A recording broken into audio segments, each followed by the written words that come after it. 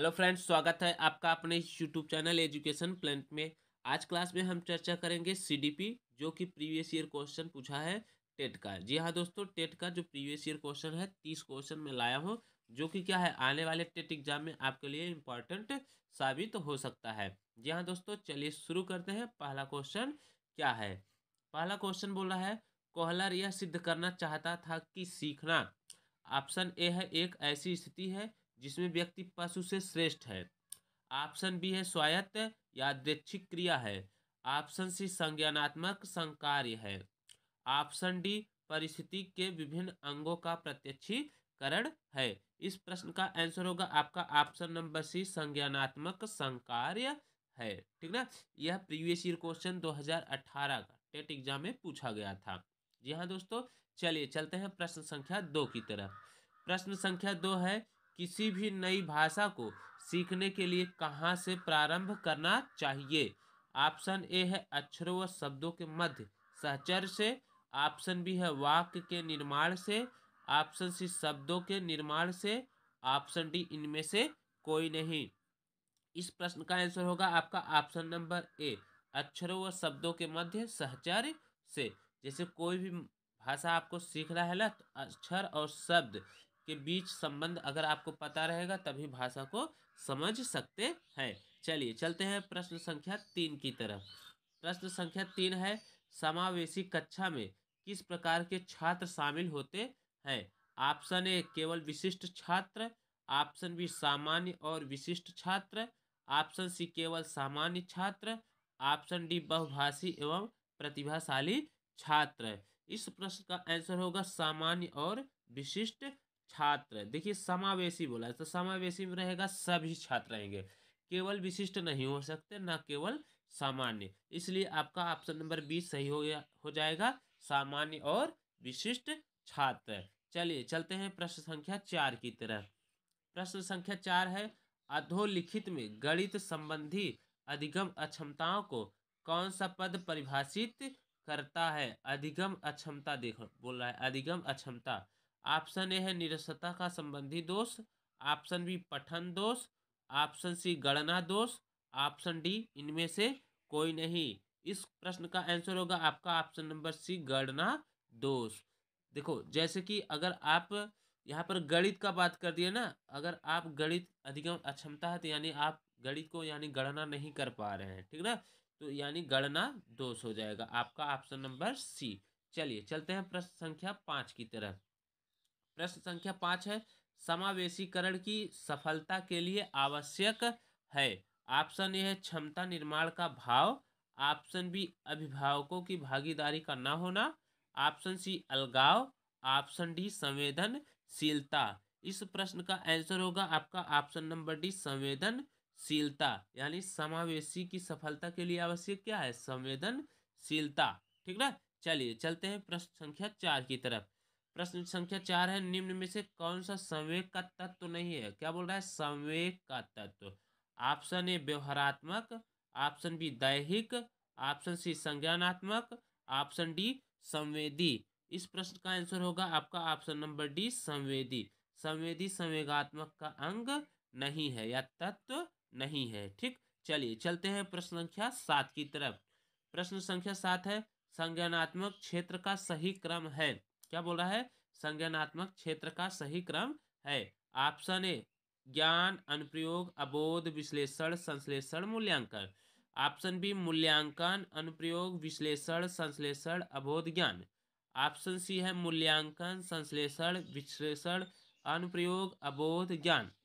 Option D है, ज्ञान, अबोध, अनुप्रयोग, विश्लेषण, संश्लेषण, मूल्यांकन।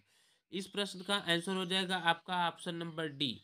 पहले क्या होता, संज्ञानात्मक क्षेत्र का सही क्रम बोला ना, पहले ज्ञान होना चाहिए, फिर उसका अबोध करेंगे, फिर अनुप्रयोग करेंगे, तब विश्लेषण करेंगे, तब संश्लेषण करेंगे, तब मूल्यांकन करेंगे। कहने का मतलब है, अगर आप कापी जांच रहे हैं, कापी जांच है तो उसके बारे में आपको पता होना चाहिए ना, तब अनुप्रयोग करेंगे, विश्लेषण करेंगे, संश्लेषण करेंगे, तब जाके आप नंबर देंगे ना। तो यानी ऑप्शन नंबर डी आपका क्या हो जाएगा? करेक्ट हो जाएगा।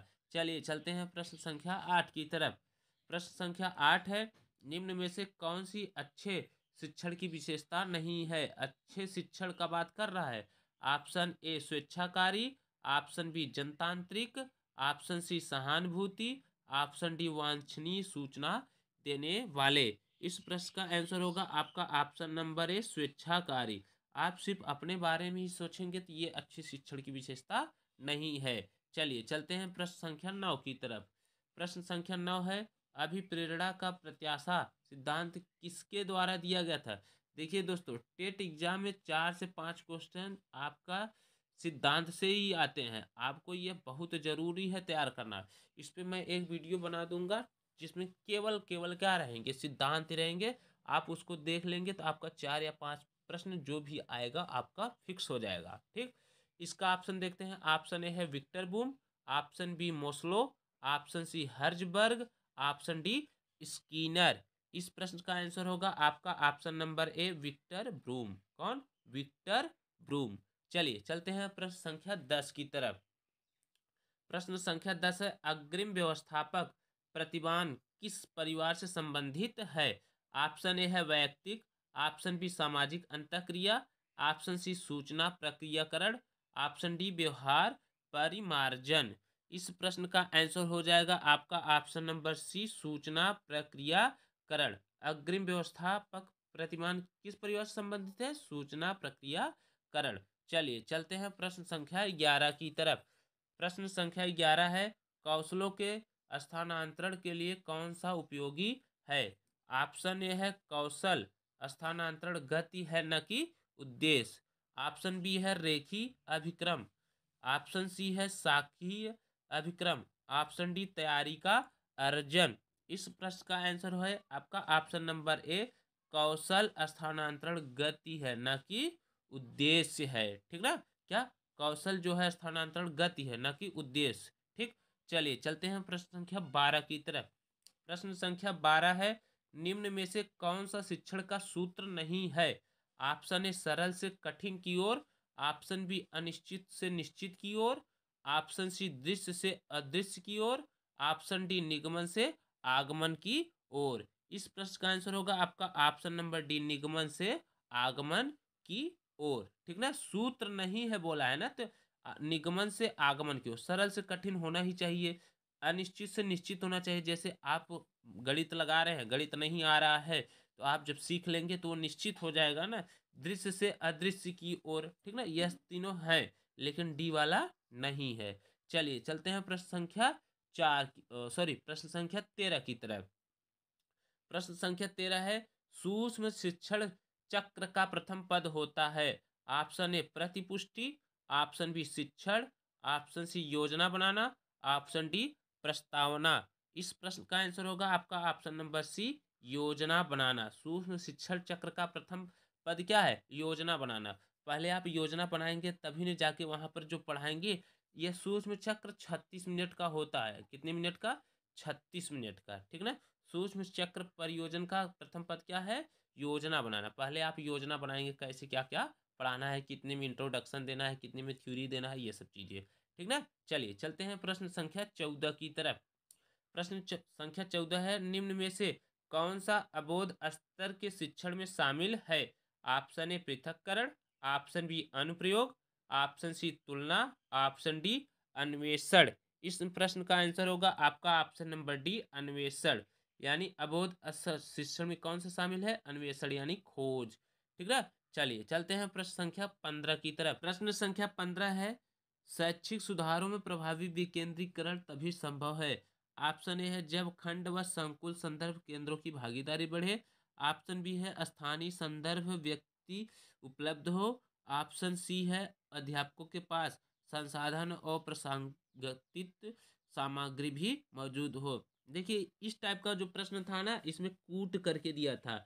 ऑप्शन में ऐसे 1 3 2 4 ऐसे करके दिया था। तो यह जो कूट होगा आपका तीनों सही है। ठीक ना, कौन सा? तीनों सही है। ठीक ना, इसमें ऑप्शन दिया था 1 2 3, तीनों सही है। तो यही वाला आपका सही था, तो इसलिए यह तीनों कथन आपका सही होगा। ठीक ना, चलिए चलते हैं प्रश्न संख्या 16 की तरफ।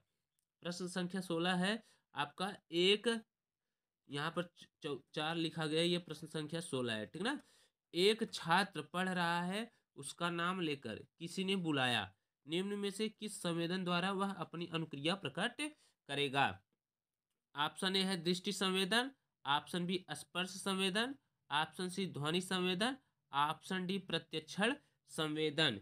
इस प्रश्न का आंसर हो जाएगा आपका, देखिए ये प्रश्न संख्या 16 है, ठीक ना। इस प्रश्न का आंसर हो जाएगा आपका ऑप्शन नंबर सी ध्वनि संवेदन। यहाँ पर 4 भले से लिखा गया था, टाइपिंग मिस्टेक हो गया था, ये प्रश्न संख्या 16 है।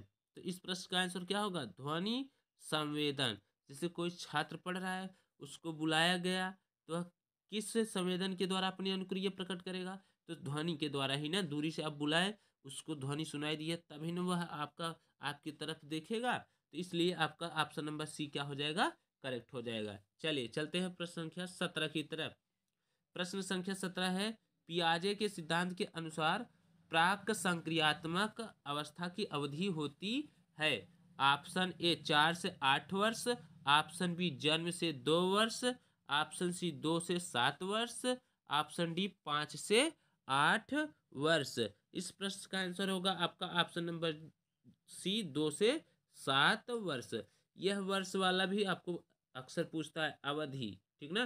टेट एग्जाम में अवधि वाला 1 से 2 क्वेश्चन आपको जरूर देखने को मिलता है, ठीक ना। अवधि शैशवकाल का, बाल्यावस्था, ऐसे मिला जुला के 10-20 ठो है, वो उसी में क्या है, कंफ्यूज कर देता है, ठीक ना। चलिए चलते हैं प्रश्न संख्या 18 की तरफ। प्रश्न संख्या 18 है, निम्न में से कौन सी बाद की बाल्यावस्था के बौद्धिक विकास की विशेषता नहीं है? देखो यहाँ पर बोल रहा है नहीं है, ध्यान दीजिएगा, ठीक ना। ऑप्शन ए है भविष्य की योजना की सूझबूझ, ऑप्शन बी विज्ञान की काल्पनिक कथाओं में अधिक रुचि, ऑप्शन सी बढ़ती हुई तार्किक शक्ति, ऑप्शन डी काल्पनिक भय का अंत। इस प्रश्न का आंसर होगा आपका ऑप्शन नंबर ए भविष्य की योजना की सूझबूझ। जैसे बाल्यावस्था बौद्धिक विकास की विशेषता क्या नहीं है? भविष्य की सूझबूझ, अर्थात उनके पास क्या है, भविष्य में क्या होने वाला है, क्या नहीं होने वाला है, उनको ज्ञान नहीं होता है, ठीक ना। चलिए चलते हैं प्रश्न संख्या 19 की तरफ। प्रश्न संख्या 19 है, इनमें से कौन मनोवैज्ञानिक भाषा विकास से संबंध है? यानी मनोवैज्ञानिक भाषा दिए थे। Option A Pavlov, option B Binet, option C Chomsky, option D Maslow. इस प्रश्न का आंसर होगा आपका ऑप्शन नंबर सी चोमस्की। चोमस्की जो है मनोवैज्ञानिक भाषा का विकास के संबंध में विचार प्रकट किए हैं, इसलिए चोमस्की आपका ऑप्शन नंबर सी क्या हो जाएगा? करेक्ट हो जाएगा। चलिए चलते हैं प्रश्न संख्या 20 की तरफ। प्रश्न संख्या 20 है आपका, थार्नडाइक। क्या है आपका? थार्नडाइक ने अपने सिद्धांत को किस शीर्षक से सिद्ध किया? ऑप्शन ए है संज्ञानात्मक अधिगम, ऑप्शन बी अधिगम के प्रयास एवं भूल, ऑप्शन सी है संकेत अधिगम, ऑप्शन डी है स्थान अधिगम। इस प्रश्न का आंसर हो जाएगा आपका ऑप्शन नंबर बी अधिगम के प्रयास एवं भूल। कौन सा ऑप्शन से हो जाएगा? ऑप्शन नंबर बी अधिगम के प्रयास एवं भूल। चलिए चलते हैं प्रश्न संख्या 21 की तरफ चलते हैं। तो प्रश्न संख्या 21 क्या है उसको देखते हैं। प्रश्न संख्या 21 है आपका, कोहलर अपने प्रयोग से यह सिद्ध करना चाहते थे कि अधिगम, ऑप्शन ए है समग्र परिस्थिति का प्रत्यक्षीकरण है, ऑप्शन बी मानव का अधिगम प्री परियोजना है, ऑप्शन सी जानवरों में मनुष्यों से श्रेष्ठ है, ऑप्शन डी एक स्वतंत्र क्रिया। तो ये अधिगम के बारे में बात कर रहे हैं, ठीक ना। किसके बारे में? अधिगम के बारे में। कौन? कोहलर, ठीक ना। तो इस प्रश्न का आंसर हो जाएगा आपका ऑप्शन नंबर ए समग्र परिस्थिति का प्रत्यक्षीकरण है, ठीक ना। चलिए चलते हैं प्रश्न संख्या 22 की तरफ। प्रश्न संख्या 22 है, किसने पाठ योजना की पंचपद प्रणाली को प्रतिपादित किया? पंचपद प्रणाली, देखिए पंचपद प्रणाली बोल रहा है, ध्यान दीजिएगा, ठीक। ऑप्शन ए है जॉन डीवी ने, ऑप्शन बी ब्लूम ने, ऑप्शन सी किलपैट्रिक ने, ऑप्शन डी हर्बर्ट ने। पंचपद प्रणाली कौन दिए थे? हर्बर्ट। ऑप्शन नंबर डी आपका क्या हो जाएगा? करेक्ट हो जाएगा। चलिए चलते हैं प्रश्न संख्या 23 की तरफ। प्रश्न संख्या 23 है, निम्न में से ग्रंथियों के आधार पर व्यक्तित्व के विभिन्न प्रकारों की चर्चा किसने की है? व्यक्तित्व के प्रकार का चर्चा बोल रहा है। ऑप्शन ए है Kretschmer, option B Spranger, option C Cannon, option D Jung. इस प्रश्न का आंसर होगा आपका ऑप्शन नंबर सी कैनन। कौन दिए थे? कैनन ने व्यक्तित्व के विभिन्न प्रकारों पर चर्चा किया था। ठीक ना। चलिए चलते हैं प्रश्न संख्या 24 की तरफ। प्रश्न संख्या 24 है, सृजनात्मक मौलिक परिणामों को अभिव्यक्ति करने की मानसिक प्रक्रिया है, यह कथन किसने कहा है? ऑप्शन ए कोल एवं ब्रूस ने, ऑप्शन बी क्रो एवं क्रो ने, ऑप्शन सी दिहान का, ऑप्शन डी ड्रेव हल का। ठीक ना। ऑप्शन नंबर डी क्या है? ड्रेव हल का। इस प्रश्न का आंसर होगा आपका ऑप्शन नंबर बी क्रो एवं क्रो। सृजनात्मक मौलिक परिणामों को अभिव्यक्ति करने की मानसिक प्रक्रिया है, किसने कहा था? क्रो एवं क्रो ने। ऑप्शन नंबर बी आपका क्या हो जाएगा? करेक्ट हो जाएगा। चलिए चलते हैं प्रश्न संख्या 25 की तरफ। प्रश्न संख्या 25 है, बीएफ स्किनर के अनुसार बच्चों में भाषा का विकास होता है। ऑप्शन ए जन्मजात क्षमताओं के फलस्वरूप, ऑप्शन बी व्याकरण में, पी प्रशिक्षण के फलस्वरूप, ऑप्शन सी अनुकरण एवं प्रबलन के फलस्वरूप, ऑप्शन डी परिपक्वता के फलस्वरूप। इस प्रश्न का आंसर हो जाएगा आपका ऑप्शन नंबर सी, अनुकरण एवं प्रबलन के फलस्वरूप। ठीक है। बीएफ स्किनर के अनुसार बच्चों में भाषा का विकास कब होता है? अनुकरण एवं प्रबलन के फलस्वरूप, अर्थात आपका ऑप्शन नंबर सी क्या हो जाएगा? करेक्ट हो जाएगा। चलिए चलते हैं प्रश्न संख्या 26 की तरफ। प्रश्न संख्या 26 है, मूल प्रवृत्तियों को 14 प्रकार से डॉट डॉट ने वर्गीकृत किया था। Option A Drever, option B Woodworth, option C Thorndike, option D McDougall. इस प्रश्न का आंसर होगा आपका ऑप्शन नंबर डी, मैकडूगल ने 14 प्रकार के वर्गीकृत किए थे, क्या? मूल प्रवृत्ति को। ठीक ना। चलिए चलते हैं प्रश्न संख्या 27 की तरफ। प्रश्न संख्या 27 है, किसी दूसरी वस्तु की अपेक्षा एक वस्तु पर चेतना का केंद्रीकरण अवधान है, यह कथन है। ऑप्शन ए दम्बिल का, ऑप्शन बी मैकडूगल का, ऑप्शन सी मन का, ऑप्शन डी रास का। इस प्रश्न का आंसर होगा आपका ऑप्शन नंबर ए, दम्बिल का। ठीक ना। वस्तु की अपेक्षा, ठीक ना, क्या बोल रहा है? वस्तु की अपेक्षा वस्तु की चेतना का केंद्रीकरण अवधान किसने कहा था? दम्बिल। ठीक है। जैसा कि मैंने आपको पहले ही बताया था, 5 से या 4 क्वेश्चन या 5 क्वेश्चन टेट एग्जाम में कथन से ही पूछता है। ठीक ना। इसलिए यदि आपको कथन तैयार रहेगा तो 4 या 5 प्रश्न आपका एकदम फिक्स हो जाएगा। चलिए चलते हैं प्रश्न संख्या 28 की तरफ। प्रश्न संख्या 28 है, निम्न में से किसका नाम सुजन शास्त्र के पिता से जुड़ा है? ऑप्शन ए क्रो एवं Crow, option B Woodworth, option C Ross, option D Galton. इस प्रश्न का आंसर होगा आपका ऑप्शन नंबर डी, गाल्टन। ठीक ना। सुजन शास्त्र के पिता कौन कहे जाते हैं? गाल्टन, यानी इनका नाम जुड़ा है इससे। ठीक ना। चलिए चलते हैं प्रश्न संख्या 29 की तरफ।